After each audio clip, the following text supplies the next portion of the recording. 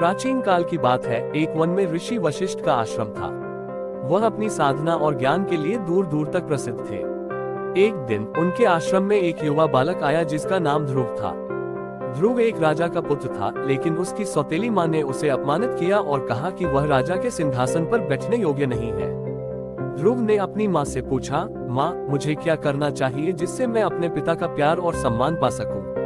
उसकी माँ ने उत्तर दिया, प्रिय पुत्र, भगवान नारायण की उपासना करो, वह ही तुम्हें सही मार्ग दिखाएंगे। ध्रुव ने निश्चय किया कि वह भगवान नारायण की तपस्या करेगा। वह वन में जाकर ऋषि वशिष्ठ के पास पहुंचा और अपनी इच्छा बताई।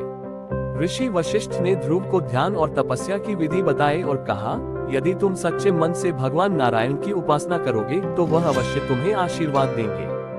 ध्रुव ने कठोर तपस्या शुरू की। उसने एक पैर पर खड़े होकर निरंतर भगवान नारायण का ध्यान किया। उसकी तपस्या इतनी गहन थी कि देवता भी चकित हो गए। अंततः भगवान नारायण उसकी तपस्या से प्रसन्न होकर प्रकट हुए। उन्होंने ध्रुव से कहा, वत्स, मैं तुम्हारी तपस्या से बहुत प्रसन्न हूँ। जो भी तुम चाहोगे मैं तुम्हें वह वरदान दूंगा।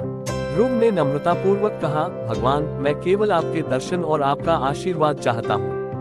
मेरे मन में और कोई इच्छा नहीं है। भगवान नारायण ने उसे आशीर्वाद दिया और कहा, ध्रुव, तुम्हारी भक्ति और निष्ठा अद्वितीय है। तुम्हें वह स्थान प्राप्त होगा जो अब तक किसी ने नहीं पाया है।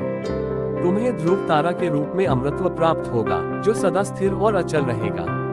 इस प्रकार ध्रुव को भगवान नारायण का आशीर्वाद मिला और वह ध्रुव तारा के रूप में अमर हो गया। उसकी भक्ति और तपस्या की कहानी सदियों से लोगों को प्रेरित करती आ रही है।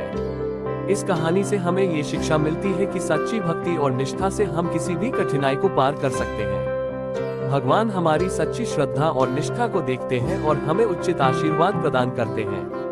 ध्रुव की कहानी सनातन धर्म के उन मूल सिद्धांतों को दर्शाती है जो भक्ति, निष्ठा और तपस्या पर आधारित है।